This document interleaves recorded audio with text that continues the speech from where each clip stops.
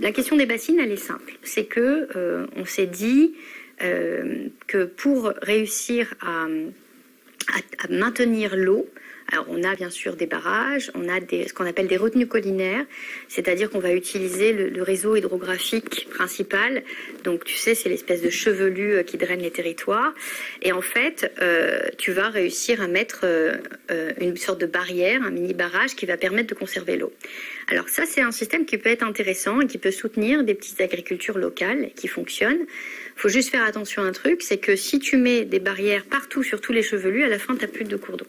Donc, tout peut être intéressant à condition de le jauger de manière intelligente et équilibrée, déjà. Ça, c'est la première chose, et c'est loin d'être le cas.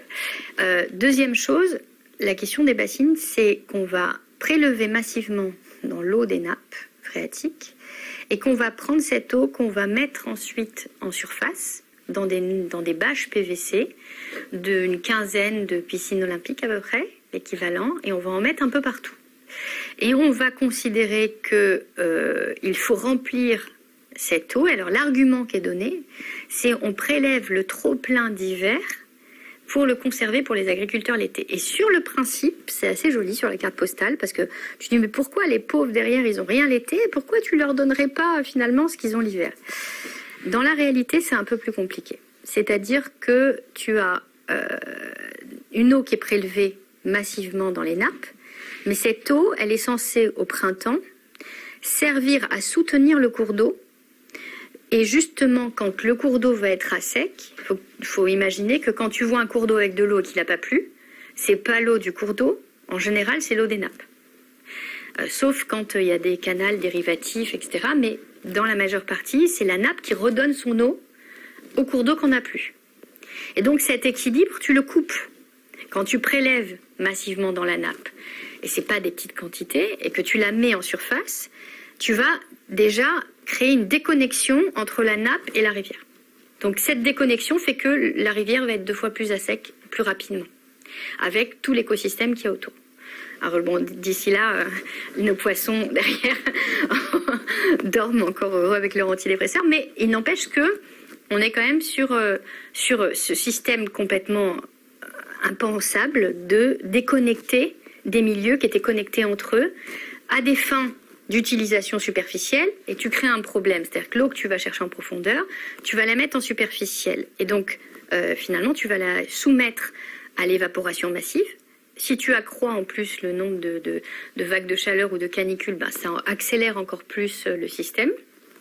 Et finalement, si tu accélères le tout, eh ben, à un moment donné, tu perds entre 20 et 40% d'eau, voire parfois plus. D'après certaines études, les chiffres sont pas très clairs dessus, mais en tous les cas, à un moment donné, c'est mathématique. Tu mets de l'eau en superficie, elle s'évapore à partir d'une certaine température. Et donc, la question, c'est pourquoi à ce moment-là, on conserverait pas cette eau dans les nappes et on continuerait à prélever dans les nappes. Et le problème, c'est que la seule et unique raison du fait qu'on crée ces bassines qui coûtent des millions d'euros, c'est uniquement pour réussir à dépasser les arrêtés préfectoraux de crise. Parce que quand on est en arrêté préfectoral de crise, qu'est-ce qui se passe? Eh bien, on arrête l'irrigation, sauf pour ceux qui ont une bassine. Donc, en fin de compte, tu crées des privilégiés. Tous les autres, ils n'ont plus le droit d'irriguer. Et en plus, tous les autres, eux, ils n'avaient pas les moyens derrière de se connecter à cette bassine. C'est-à-dire que tous les autres à l'échelle du bassin versant, parce qu'un bassin versant, c'est important. C'est-à-dire que tu as enlevé le niveau de la nappe pour tout le monde, tous ceux qui sont sur cette nappe. Et des fois, les nappes sont quand même super importantes.